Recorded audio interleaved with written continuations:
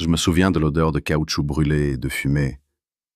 Elle s'était tellement imprégnée dans mon uniforme que je l'ai sentie pendant 3 mois. Le 3 février 1974, j'étais de service au bloc D de la prison des Baumettes à Marseille, une nuit comme les autres. J'ignorais qu'en 2 heures, cet endroit allait se transformer en enfer. Nous n'avons pas dormi pendant 5 jours. Pendant 5 jours, j'ai vu des gens se transformer en bêtes sauvages. 3 morts, 7 otages. Et j'étais parmi eux. J'avais 31 ans. Je travaillais dans l'administration pénitentiaire depuis 8 ans.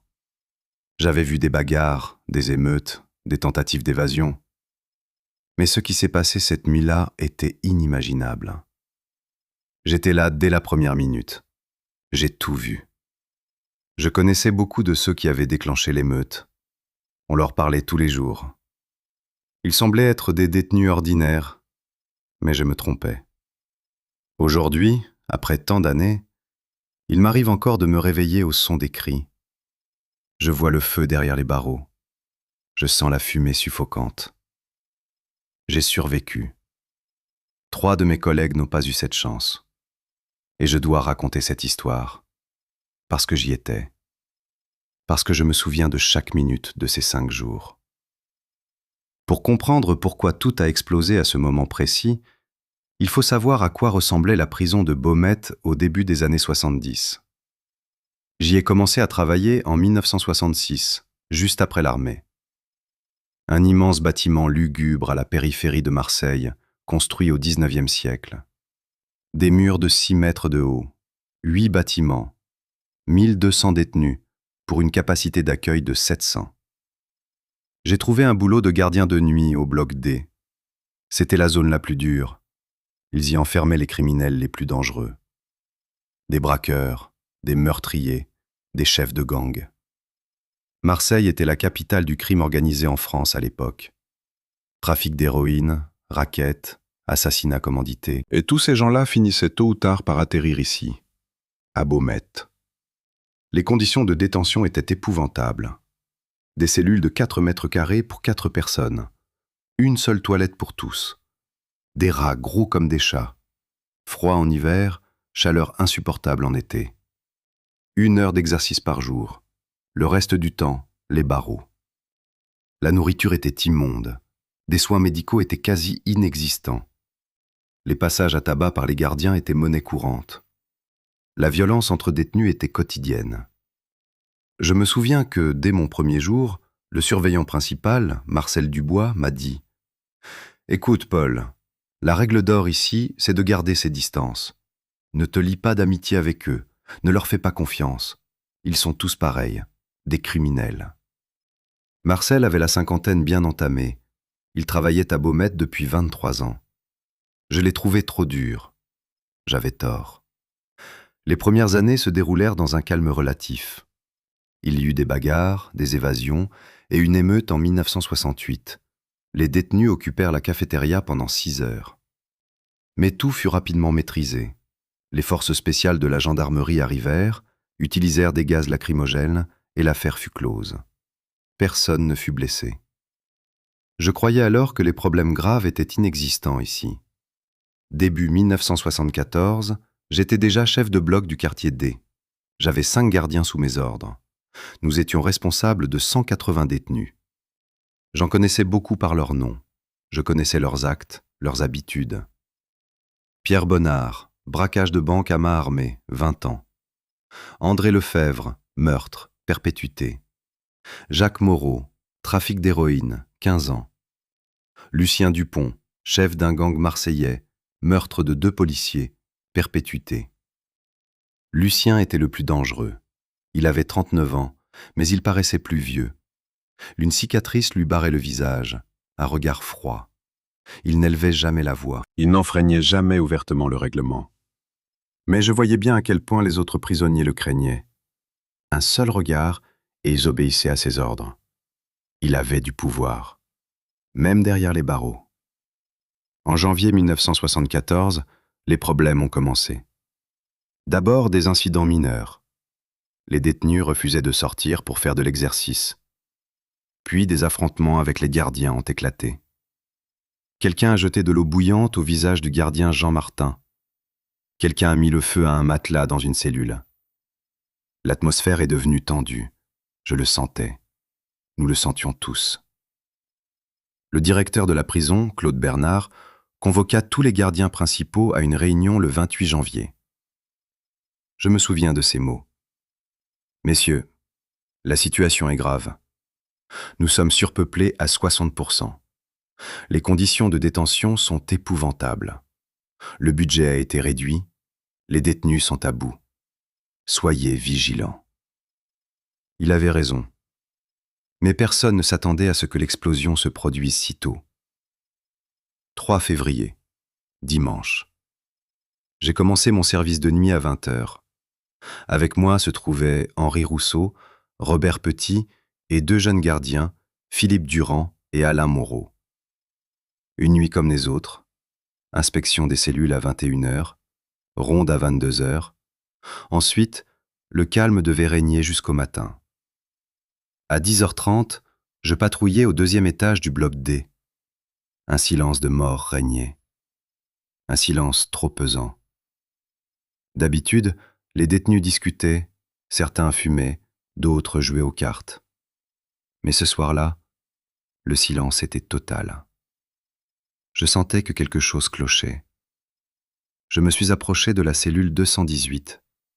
Lucien Dupont était assis là avec 3 codétenus. La porte était entr'ouverte.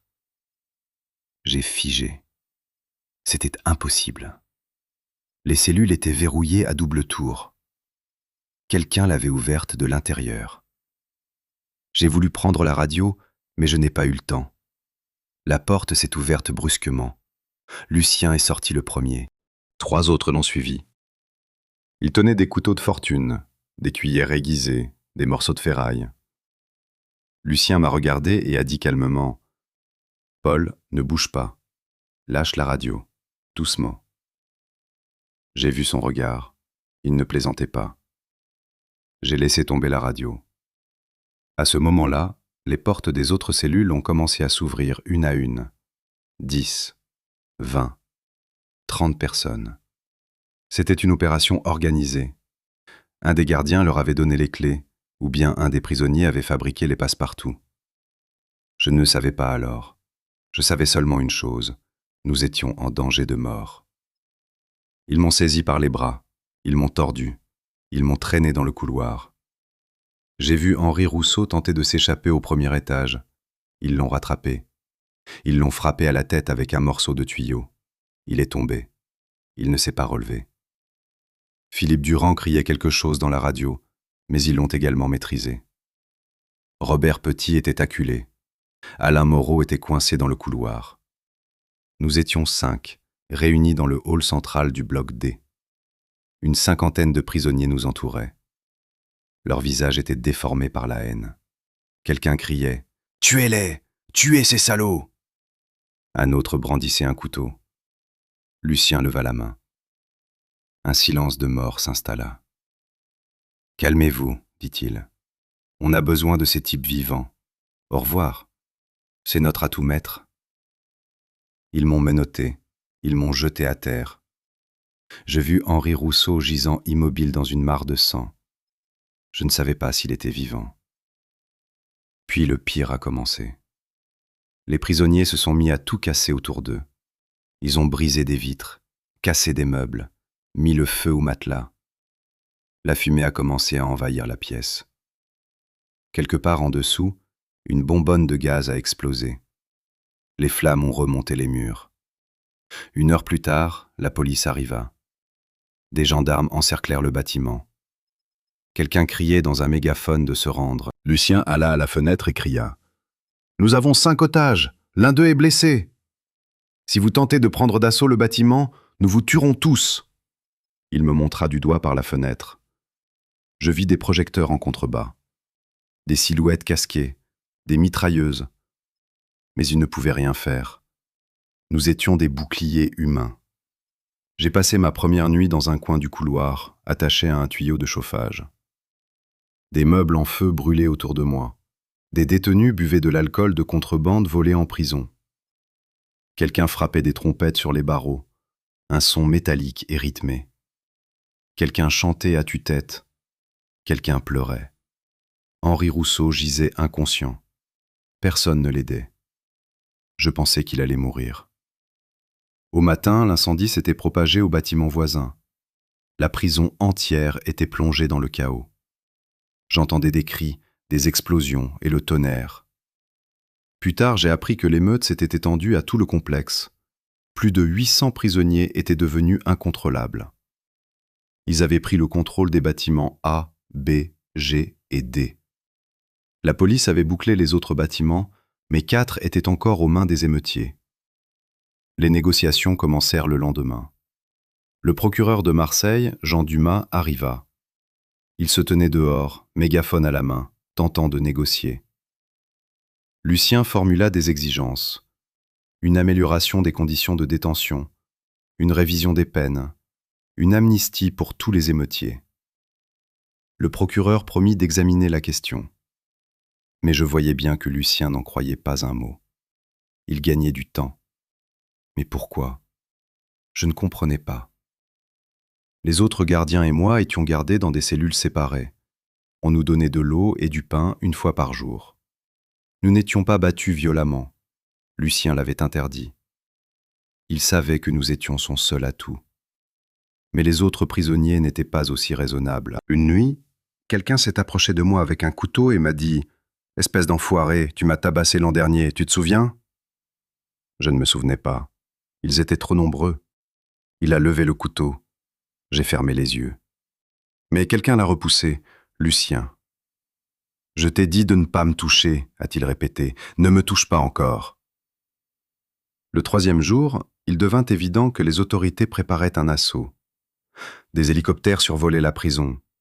Des forces spéciales prirent position sur les toits des immeubles voisins. Des tireurs d'élite. Je les voyais par les fenêtres. Les négociations étaient dans l'impasse. Le procureur ne pouvait accorder d'amnistie. Lucien n'était pas prêt à céder. Il savait que la seule chose qui l'attendait ensuite était l'isolement cellulaire pour le restant de ses jours. Henri Rousseau est mort le troisième jour. Au matin, j'ai vu son corps emporté et jeté à l'entrée. La police l'a emmené. Je connaissais Henri depuis 15 ans. Nous travaillions ensemble. Il avait 3 enfants. Sa femme l'attendait à la maison. Je me suis alors demandé, et si c'était mon tour?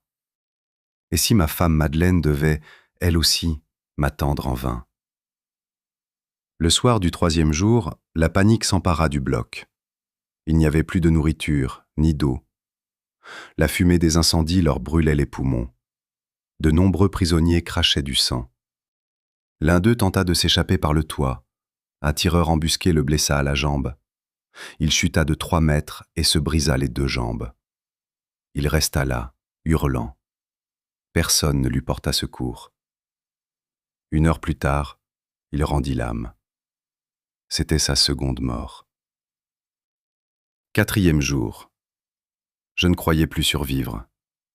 Il me gardait au sous-sol, dans une ancienne cellule disciplinaire. Une cellule exiguë, 2 mètres sur 2. L'obscurité, des rats, le froid. Il me nourrissait 1 fois par jour, un morceau de pain moisi et de l'eau des toilettes. Je la buvais, faute de mieux. Je pensais à Madeleine, à notre fille Sophie. Elle avait 5 ans à l'époque. Je lui avais promis une poupée pour son anniversaire. Je me demandais si je la reverrais un jour. Des cris retentissaient à l'étage. Une bagarre éclatait. Quelqu'un défonçait une porte. Puis le silence. Puis de nouveaux cris. J'ai compris que les prisonniers s'entretuaient.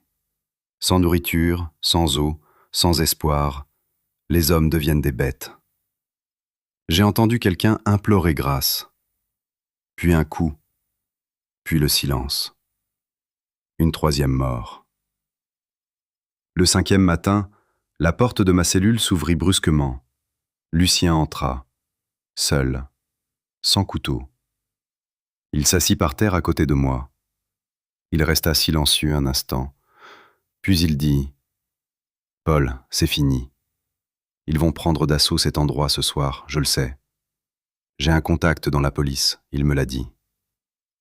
Je le regardais, je demandais « Et maintenant ?» Il sourit. « Maintenant, toi et tes hommes, vous allez mourir. À moins que… » J'attendais qu'il reprenne la parole. Lucien sortit un trousseau de clés de sa poche. « Ceci est pour la sortie de secours au sous-sol, dit-il. Un vieux tunnel de la guerre. Il mène hors du périmètre, rue Saint-Pierre. Personne ne s'en souvient, sauf moi. Je l'ai appris d'un ancien gardien il y a 3 ans. Je ne comprenais pas. « Pourquoi me dites-vous ça ?» demandai-je. Lucien se leva. « Parce que vous ne m'avez jamais frappé, pas une seule fois en 8 ans. Vous êtes le seul dans cette prison à nous avoir traités comme des êtres humains. Je m'en souviens. » Il me mit les clés dans la main. « Quand l'assaut commencera, fuyez. Prenez vos hommes et fuyez. Vous aurez 10 minutes avant l'arrivée de la police. Ensuite, mes hommes feront sauter le tunnel. Comme ça, personne ne pourra nous poursuivre. » Je regardai les clés. « Et vous ?» demandai-je. Lucien haussa les épaules. « Je reste. C'est ma guerre. Mais vous n'êtes pas obligé d'y mourir. » Il est parti.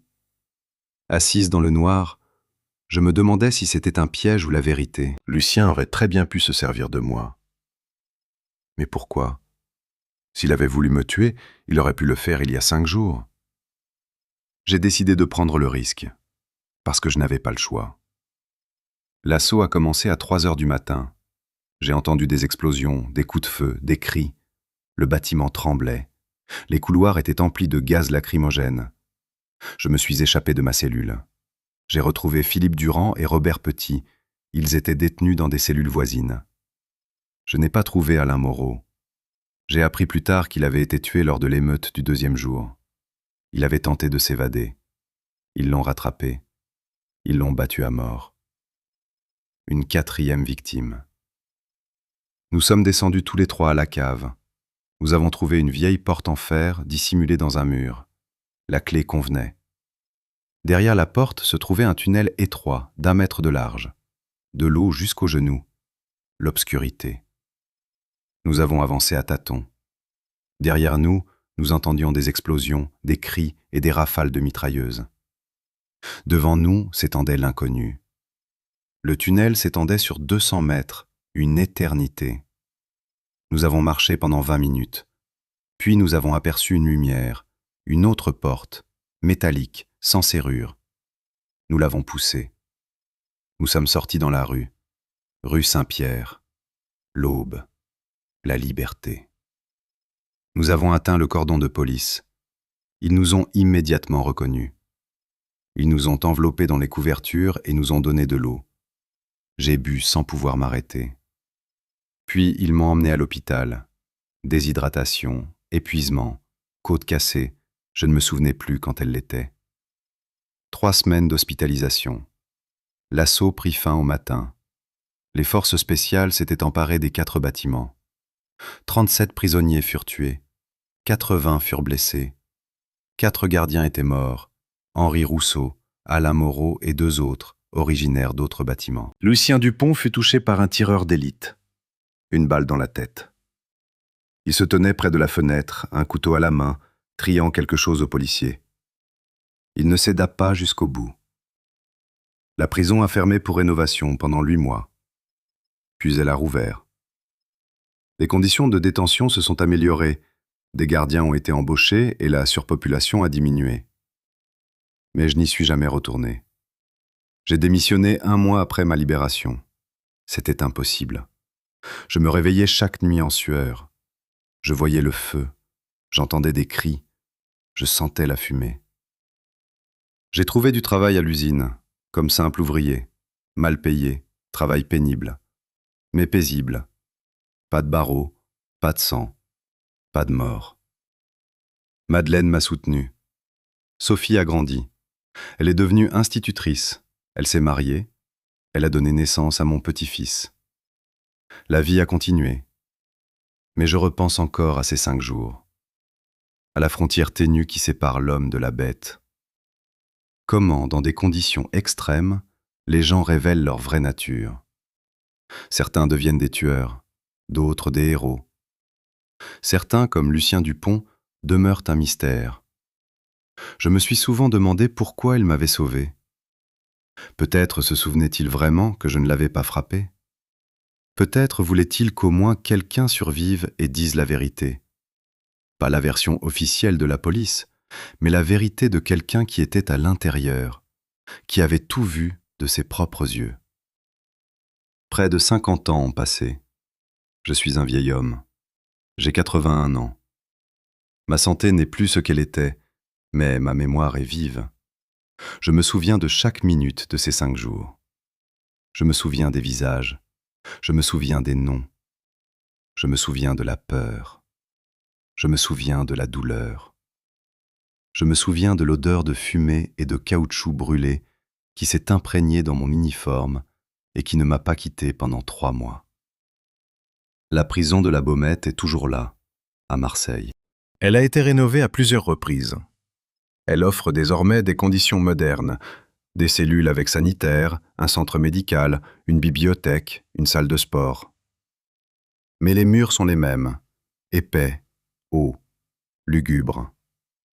Et je le sais, la violence rôde encore derrière ces murs. Car une prison n'est pas un bâtiment, c'est un système qui brise les êtres humains. Parfois, j'y vais, je reste dehors, je regarde les fenêtres du bloc D. Ça a l'air paisible.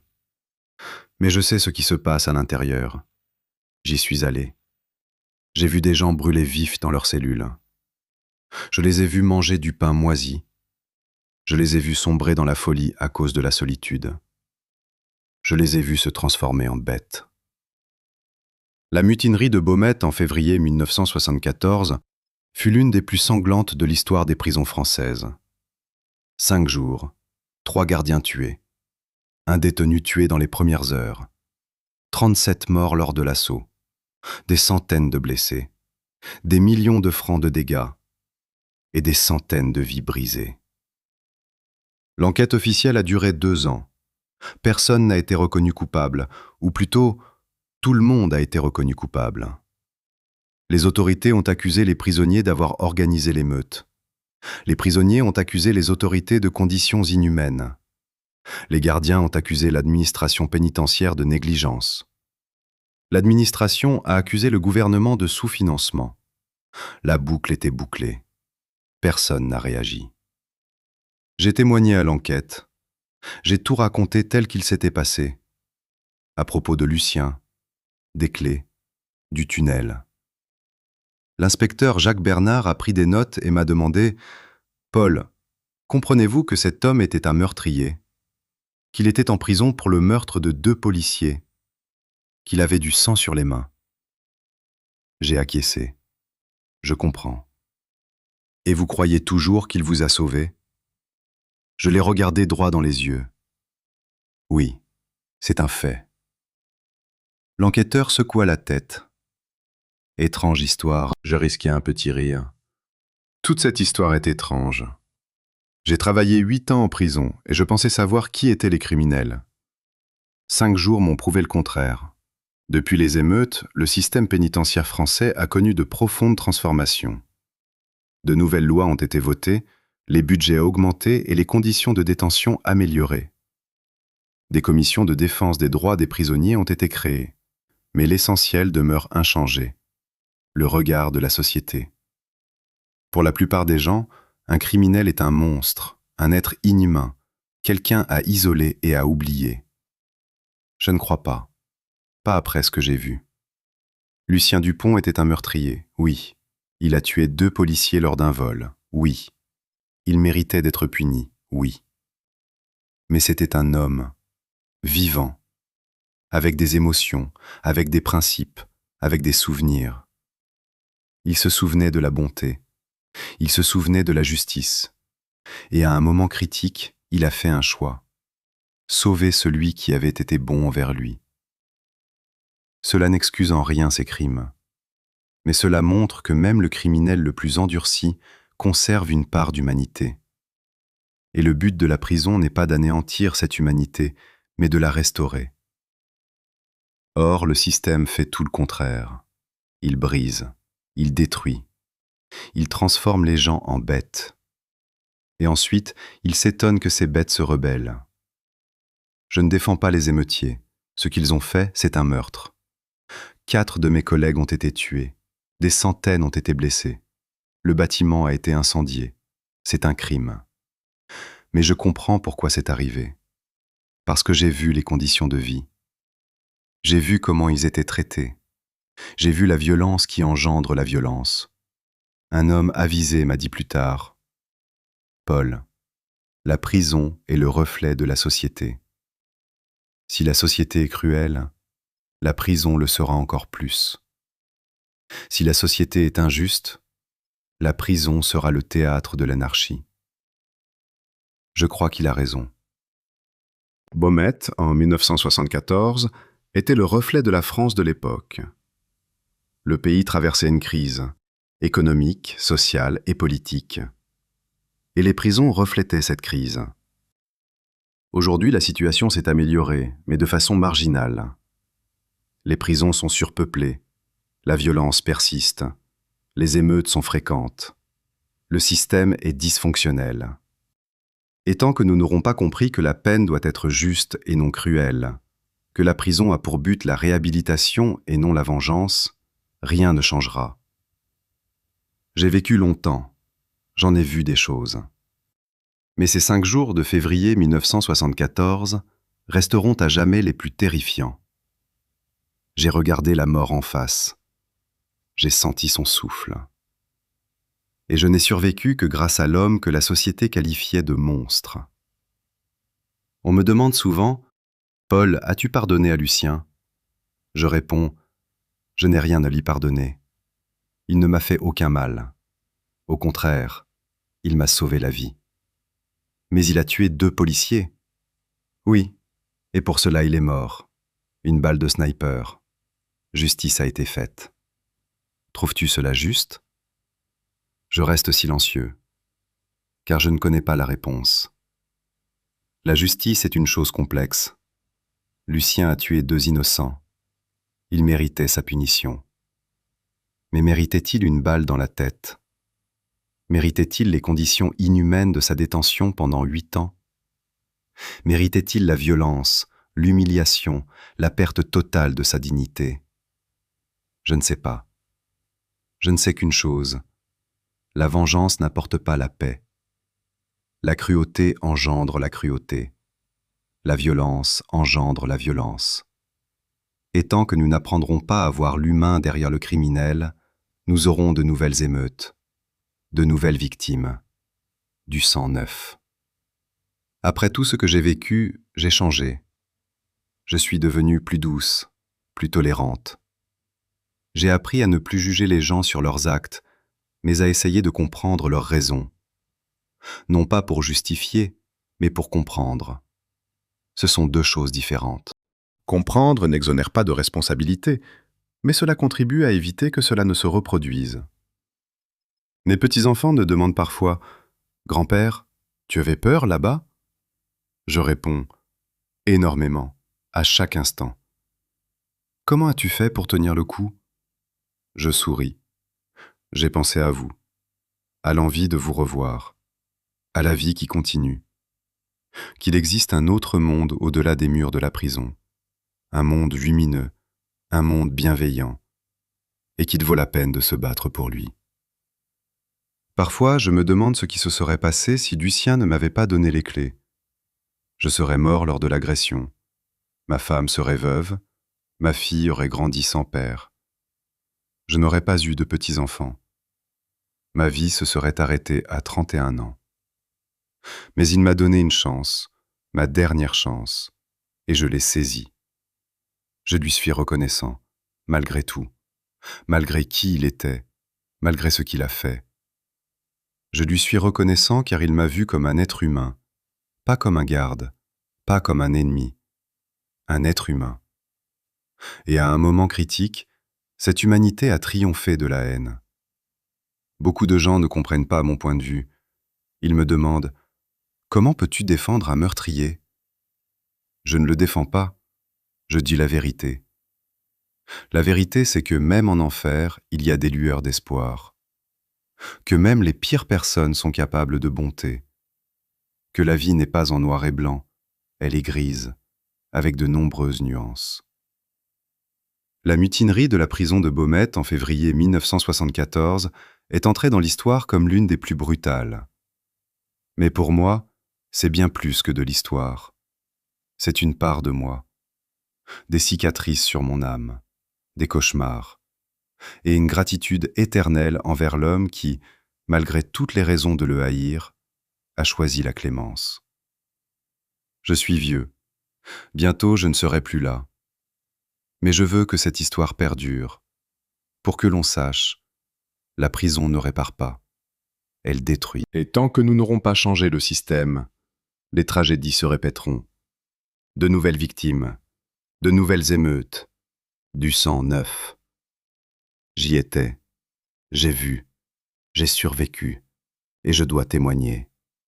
Car ceux qui sont morts ne le peuvent plus. Henri Rousseau, Alain Moreau, 2 autres gardiens, 37 prisonniers. Leurs voix sont réduites au silence, mais leur histoire doit être racontée, comme un avertissement, comme une leçon, comme un rappel de ce qui arrive lorsque l'humanité cède la place à la cruauté. Quand je repense à ces 5 jours, 1000 détails me reviennent en mémoire. Des visages, des voix, des odeurs. Tout cela est encore gravé dans ma mémoire. Et je dois vous raconter plus en détail comment tout s'est déroulé, heure après heure, jour après jour. Car, comme on dit, le diable se cache dans les détails. Et ce sont les détails qui révèlent la vérité. La première nuit fut la plus terrifiante. Non pas parce qu'il m'avait battu, il ne l'avait pas fait. Non pas parce qu'il m'avait menacé, il ne m'avait pas beaucoup menacé. La peur venait de l'inconnu. J'ignorais ce qui allait se passer dans 1 heure, dans 2, si je verrais le jour se lever. Le chaos régnait autour de moi. Les prisonniers saccageaient tout. Ils arrachaient les lavabos des murs, ils cassaient les couchettes, ils brisaient les fenêtres, ils mettaient le feu aux matelas et aux vêtements. La fumée s'épaississait. Je me souviens d'un type, Gérard Martin. Il était en prison pour vol à main armée, 12 ans. D'habitude, discret, il passait inaperçu. Ce soir-là, il se tenait au milieu du couloir, une barre de fer à béton à la main, et la fracassait contre les murs, méthodiquement, sans cesse. Il frappait et hurlait des paroles incohérentes. J'ai compris qu'il avait perdu la tête. Le stress des dernières semaines, suivi d'une soudaine montée d'adrénaline, ça brise le psychisme. J'ai vu des gens comme ça dans l'armée. C'est insupportable. À 2 heures du matin, le feu s'était propagé au bloc voisin. J'ai entendu le toit s'effondrer, des grondements, des craquements, des cris venant de là. Plus tard, j'ai appris que 5 prisonniers y étaient morts. Non pas sous les balles des gardiens ou de la police, mais dans l'incendie. Ils avaient mis le feu à leur bloc et n'avaient pas pu s'échapper. Les portes étaient bloquées. Les barreaux des fenêtres étaient immobilisés. Ils ont péri brûlés vifs. J'ai entendu leurs cris cette nuit-là. Je les entends encore parfois. Le lundi 4 février au matin, les véritables négociations commencèrent. Le procureur Jean Dumas était présent, ainsi que le préfet de police de Marseille, Claude Moreau. Le ministre de la Justice avait dépêché son représentant, Pierre Lefebvre. Il se tenait à l'extérieur, mégaphone à la main, et tentait de persuader les détenus de se rendre. Ils promirent de ne pas recourir à la violence, d'ouvrir une enquête sur leurs conditions de détention et de réexaminer leur dossier. Lucien écoutait tout cela, debout à la fenêtre du premier étage, à côté de moi. J'étais ligoté, mais Lucien ordonna qu'on me hisse jusqu'à la fenêtre, pour que les autorités puissent constater que les otages étaient vivants. J'entendis chaque mot des négociations. Je vis les visages des policiers en bas. Je vis les tireurs d'élite sur les toits. Je les comptais. 6, puis 8, puis 12. Lucien répondit calmement au procureur. « Monsieur Dumas, nous connaissons la valeur de vos promesses. Il y a 3 ans, il y a eu des émeutes à Fleury-Mérogis. Vous vous souvenez? Les autorités avaient promis la même chose. Qu'est-ce qui a changé? Non. 1 mois plus tard, tout était rentré dans l'ordre. Nous ne sommes pas dupes. Nous exigeons des garanties écrites, signées par le ministre. Et seulement alors nous pourrons entamer la discussion. » Les négociations étaient dans l'impasse. Les autorités ne pouvaient fournir de garanties écrites d'amnistie, car cela aurait créé un précédent. Les prisonniers se méfiaient des promesses verbales. Les 2 camps se fixaient du regard à travers les barreaux, attendant de voir qui céderait le premier. Pendant ce temps, la situation à l'intérieur s'aggravait. Lundi après-midi, il n'y avait plus de nourriture. Il restait de l'eau, les canalisations n'avaient pas été coupées. Mais j'avais plus faim que soif. Je n'avais rien mangé depuis plus de 24 heures. J'avais l'estomac noué et la bouche sèche. Mais les prisonniers étaient dans une situation encore pire. Ils n'avaient aucune provision. Et quand on a faim, on devient dangereux. Je me souviens de 2 prisonniers qui se disputaient un morceau de pain. La miche était rassie, à moitié moisie. Quelqu'un l'avait trouvé dans un entrepôt saccagé. L'un s'en empara. L'autre tenta de le lui arracher. Une bagarre éclata. Des couteaux, du sang. L'un d'eux, André Bernard, reçut un coup de couteau dans le ventre. Il s'effondra. Il saigna pendant des heures. Personne ne l'aida. Nous n'avions ni médicaments, ni médecins, seulement des bandages faits de draps déchirés. André est mort lundi soir. Il s'est vidé de son sang sur le sol du couloir. J'étais à 3 mètres de lui. J'ai vu la lumière s'éteindre dans ses yeux. Il a essayé de dire quelque chose, un murmure. Je n'ai pas entendu quoi. Puis il s'est tu. La 5e mort. J'ai commencé à compter. Je me demandais combien d'autres il y en aurait avant que ce soit fini. J'ai passé ma 2e nuit ailleurs. On m'a transféré au 3e étage, dans l'ancien service d'isolement. Une petite cellule. Un lit superposé en fer sans matelas. Un seau en guise de toilette. Des barreaux à la fenêtre. Froid. Février. Pas de chauffage. Le système avait été coupé la première nuit. Allongé sur les ressorts, je frissonnais. De froid. De peur. De la conscience que mes chances de survie diminuaient d'heure en heure. Toute la nuit, j'ai entendu les prisonniers parler. Ils se disputaient. Certains proposaient de se rendre, d'autres exigeaient qu'ils continuent. Certains voulaient tuer les otages sur le champ pour montrer aux autorités la gravité de la menace. Lucien les arrêtait à chaque fois. Sa voix était calme, mais tous obéissaient. Il maîtrisait la situation. Pour l'instant. Mardi 5 février, 3e jour. Des hélicoptères sont arrivés ce matin. 4 en tout cas. Ils ont survolé la prison à basse altitude. Un des prisonniers a essayé de leur lancer une pierre. C'était cocasse. Un hélicoptère à 20 mètres et vous lancez une pierre depuis le sol. Mais cela montrait bien le désespoir ambiant. Les gens perdaient la tête. J'ai vu l'atmosphère changer. Le premier jour, les prisonniers étaient galvanisés. Ils avaient gagné. Ils avaient pris le contrôle de la prison. Ils étaient libres. C'était l'euphorie. Le 2e jour, la tension était palpable. Les autorités ne faisaient aucune concession. Le 3e jour, ce fut la panique. Il n'y avait plus rien à manger. L'eau était rare. La police se préparait à prendre d'assaut la prison. La fin était proche. Mardi après-midi, un incident s'est produit. Un des otages, Robert Petit, un de mes collègues, a tenté de s'évader. Il se trouvait au 1er étage, gardé par un seul prisonnier. Robert l'a frappé et a couru vers la sortie. Il y était presque parvenu, à une dizaine de mètres. Mais ils l'ont rattrapé. Ils l'ont roué de coups. Ils lui ont cassé le nez. Ils lui ont arraché 3 dents. Ils l'ont traîné dans le couloir et l'ont jeté à côté de moi. Il crachait du sang et gémissait. Je ne pouvais rien faire. J'étais ligoté. Je tenais à peine le coup. Après cela, Lucien ordonna de renforcer la sécurité des otages. Ils nous rassemblèrent tous, Robert, Philippe et moi, dans une seule cellule. Ils nous enfermèrent. 2 gardes étaient postés. L'un avait un couteau, l'autre un morceau de tuyau. « Si tu recommences, je te tue sur le champ », dit l'un d'eux. Je le crus. Je n'ai presque pas dormi cette nuit-là. Robert gémissait de douleur. Philippe priait à voix basse.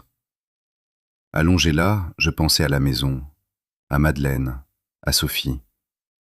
Je me demandais ce qu'ils faisaient, s'ils savaient que j'étais là, s'ils s'inquiétaient, ou s'ils me croyaient déjà mort. Le mercredi 6 février au matin, j'ai entendu une explosion, une forte. Le bâtiment a tremblé. Des morceaux de plâtre se sont détachés du plafond. J'ai pensé, ça y est, une attaque, on va mourir. Mais non, ce n'était pas une attaque. Les prisonniers ont fait sauter le portail principal. Pourquoi ? On ne sait pas. Peut-être pour montrer qu'ils avaient des explosifs. Peut-être par désespoir. Ils l'ont fait sauter et c'est tout. Après l'explosion, un groupe de journalistes est entré dans la prison. Incroyable, non ? Les autorités avaient accepté de laisser entrer la presse. 3 reporters et un caméraman. Ils sont entrés dans le hall du bloc D sous escorte. Ils ont filmé les dégâts. Ils ont interviewé des prisonniers. Lucien a donné une longue interview. J'ai entendu ce qu'il a dit. « Nous ne sommes pas des animaux », a-t-il déclaré face à la caméra. « Nous sommes des êtres humains. Nous sommes détenus dans des conditions indignes d'animaux. 6 personnes dans une cellule de 2 mètres sur 2. La nourriture est de la bouillie. Nous sommes battus quotidiennement. Aucun droit, aucun respect, seulement de la violence et de l'humiliation. Nous ne voulons pas de bain de sang. Nous voulons un traitement humain. Est-ce trop demandé ? » Les journalistes filmaient tout. J'étais aussi dans le champ, assise dans un coin, ligotée. Le caméraman a pointé la caméra sur moi. Lucien a dit « Voici nos otages, 3 d'entre eux. Nous ne les toucherons pas si les autorités acceptent de dialoguer. Mais s'ils tentent de nous prendre d'assaut, ils seront les premiers à mourir. Nous n'avons pas le choix. » Le reportage a été diffusé au journal télévisé du soir. Je l'ai appris plus tard. Madeleine regardait la télévision et m'a vu. Elle m'a raconté par la suite qu'elle s'était évanouie. À son réveil, elle a appelé la police et a exigé des explications. On lui a simplement répondu « Madame, nous faisons tout notre possible. » Cela ne l'a pas rassurée. Mercredi soir, la situation était devenue critique. L'eau était coupée. Les autorités ont décidé que trop, c'était trop. Il était temps de faire pression. Sans eau, les gens ne tiendraient que 2 ou 3 jours, tout au plus. Ensuite, ils commenceraient à céder. Leur calcul était juste. Mais ils n'avaient pas pris en compte un élément essentiel. Le désespoir rend les gens dangereux. Quand les prisonniers comprirent qu'il n'y aurait plus d'eau, la panique s'empara d'eux. Certains brisèrent les robinets. D'autres tentèrent de casser des fenêtres pour recueillir l'eau de pluie, mais il ne pleuvait pas. Certains proposèrent de boire l'eau des toilettes. Lucien le leur interdit. Il dit « Ne vous abaissez pas à ce point, nous tiendrons bon. » Mais je voyais bien qu'il n'y croyait pas lui-même. C'était fini. Les autorités les avaient épuisés. Ce n'était plus qu'une question de temps. 1 jour, 2, puis l'assaut. Et nous, les otages, n'allions probablement pas survivre. Les prisonniers nous utilisaient comme boucliers humains. Soit ils nous tueraient avant l'assaut, soit nous mourions dans la fusillade. Dans les 2 cas, c'était une catastrophe. La 4e nuit, de mercredi à jeudi, la plus longue. Je n'ai pas fermé l'œil. Allongé dans le noir, j'écoutais. Le silence. Terrible. D'habitude, les prisonniers étaient bruyants. Ils parlaient, fumaient, juraient. Maintenant, c'était le silence. Chacun comprenait que la fin était proche. Ils économisaient leurs forces. Ils se préparaient pour l'ultime bataille. Vers 3 heures du matin, Lucien est descendu me voir, seul. Il s'est assis à côté de moi. Il a sorti une cigarette, l'a allumée et me l'a tendue. J'ai refusé, je ne fume pas. Il a ri doucement. C'est vrai, c'est mauvais pour la santé. Nous sommes restés silencieux un moment, puis il a dit « Paul, il va y avoir une attaque demain soir, j'en suis sûr. Mon informateur à la police a donné l'ordre. Ils commenceront à 3 heures du matin. » J'ai acquiescé. « Et que ferez-vous » Lucien tira une bouffée, il expira. « Résister, jusqu'au bout. Nous ne nous rendrons pas, c'est la guerre, et à la guerre, on meurt. » Comprenez-vous que vous êtes condamné ? Je comprends, mais j'ai 2 peines de prison à perpétuité. Je n'ai rien à perdre. Mais vous, vous avez quelque chose à perdre. Votre femme, votre fille, votre vie. Il sortit un trousseau de clés. Je t'ai déjà parlé du tunnel. Quand l'assaut commencera, cours, n'attends pas. Je te libérerai, toi et tes hommes, 5 minutes avant. C'est tout ce que je peux faire. Je le regardais. Pourquoi fais-tu ça ? Lucien haussa les épaules. J'ai tué 2 flics, je suis un criminel. Mais je ne suis pas un monstre. Tu ne mérites pas de mourir ici, c'est tout. Il est parti. J'étais seul. Je tenais un trousseau de clés. Je me suis dit, et si c'était un piège ? Et s'il allait nous mener dans une impasse et nous achever là ? Mais pourquoi tout ce tralala ? S'il avait voulu tuer, il aurait pu le faire n'importe quand en 4 jours. Non, il disait la vérité. Et c'était ça le plus étrange. Le meurtrier de 2 policiers sauve un gardien de prison. Un paradoxe. Jeudi matin, 7 février, 5e jour. Une foule s'était rassemblée dans la rue. Des proches de prisonniers, des journalistes, de simples badauds. Environ 300 personnes. Ils scandaient des slogans. « Libération des prisonniers politiques !»« À bas l'esclavage carcéral !»« Amnistie pour les émeutiers !» La police a bouclé le secteur, mais la foule continuait de crier. J'ai tout vu par la fenêtre. J'ai vu la mère d'un des prisonniers, debout avec une pancarte. On pouvait y lire « Mon fils n'est pas un criminel, il est victime du système ». Peut-être avait-elle raison, peut-être pas. Mais elle y croyait. Et cela lui donnait la force de rester là, dans le vent froid de février, et d'exiger justice. Jeudi après-midi, les autorités ont fait leur ultime offre. Le préfet de police, Claude Moreau, est arrivé en personne et a pris la parole au mégaphone. « Messieurs les prisonniers, c'est votre dernière chance. Libérez les otages. Rendez-vous. Nous vous garantissons que personne ne sera blessé. Vous ne serez pas battus. Vous aurez droit à un procès équitable. Mais si vous ne vous rendez pas dans l'heure, nous prendrons d'assaut la prison. Et vous en subirez les conséquences. » Lucien s'approcha de la fenêtre et cria « Monsieur le préfet, nous avons déjà vu votre justice. 8 ans dans une cellule de 2 mètres sur 2, des coups, des humiliations, une privation totale de dignité humaine. Est-ce cela votre justice ? Merci, mais non. Nous préférons mourir plutôt que de retourner dans votre enfer. » La foule en contrebas rugissait. Certains soutenaient les prisonniers, d'autres criaient « Meurtrier, rendez-vous !» La police peinait à contenir la foule. La situation était explosive, non seulement à l'intérieur de la prison, mais aussi à l'extérieur. L'heure était venue. Les autorités commencèrent à se préparer. J'ai vu des fourgons blindés arriver, les forces spéciales.